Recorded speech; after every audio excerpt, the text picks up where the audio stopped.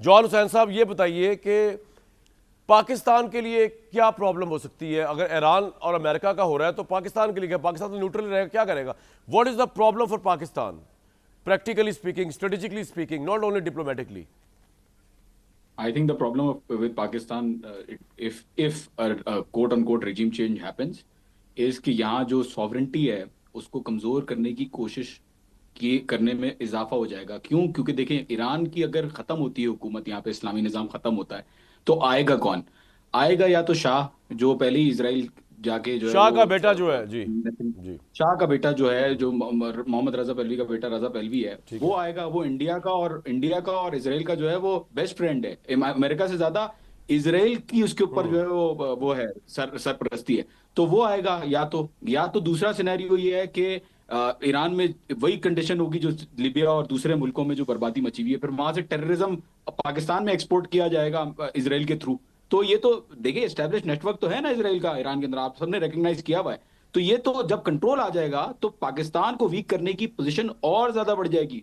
बलूचिस्तान के इलाके में और ज्यादा वो कोशिश करेंगे कि किसी तरीके से यहाँ पे सेपरेटिस्ट मूवमेंट चलाई जाए। इस वक्त ईरान और पाकिस्तान की कोऑर्डिनेशन बहुत अच्छी है, इसीलिए बलूचिस्तान में अभी प्रोटेस्ट देख रहे हैं आप। बलूचिस्तान में नहीं हुए, ईरान में भी प्रोटेस्ट। क्यों? क्योंकि इतनी स्ट्रॉन्ग कोऑर्डिनेशन है कि किसी भी तरीके से पाकिस्तान ने अलाउ नहीं किया कि ईरान के अंदर इन्फिल्ट्रेट करके कोई जाए या कोई कोई हरकत करे, शरारत करे।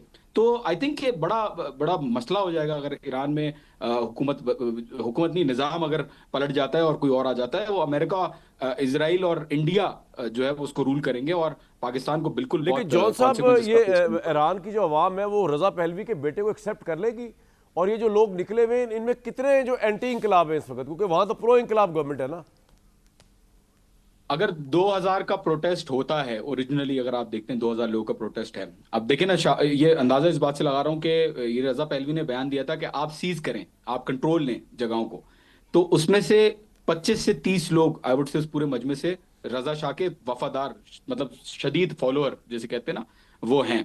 तो आई वुड से बहुत कम, बहुत माइनॉरिटी है यहाँ पे जो रजा शाह को एक्चुअली पसंद करती है। इवन इनफैक्ट जो प्रोटेस्ट हुए ना कामरान साहब, जी जी। प्रोटेस्ट में भी ऐसे लोग थे जो गवर्नमेंट के खिलाफ हैं लेकिन निजाम के खिलाफ नहीं है, इनकलाब इस्लाम के खिलाफ नहीं है, जो ईरान के अंदर है। ठीक है। तो ये डिस्टिंक्शन करना बड़ा जरूरी है। और आई थिंक बड़ी बड़ी बहुत बड़ी माइनॉरिटी है शाह के पास यहाँ पे, और आई थिंक वो खत्म भी किसी हद तक हो रही है। मैसिव प्रोटेस्ट आपने खुद देखे तो उसका कोई जो है वो ठीक ठीक कोई ठीक। वो नहीं है, शक नहीं है उसमें। सैयद मोहम्मद अली साहब, जिस तरह ये फरमा रहे हैं जॉन साहब के, बलूचिस्तान अगर रिजीम चेंज होता है ईरान के अंदर या ईरान में प्रॉब्लम चेंज होता है, तो बलूचिस्तान के जरिए पाकिस्तान पर प्रेशर, और पाकिस्तान के लिए क्या इश्यूज हो सकते हैं? देखें, एक तो डेफिनेटली ये दो ही सिनारियोज मेनली सामने हैं। एक तो अनारकी का है और एक रिजीम चेंज का है। अनारकी वाला सिनारियो ज़्यादा लाइकली है, विच इज़ मोर डिस्टर्बिंग। अनारकी वाला, कि अच्छा। एक अफगानिस्तान ऑलरेडी अनस्टेबल है, एक और बड़ी अनस्टेबल 9 करोड़ की आबादी है, अफगानिस्तान से 3 गुना बड़ी है।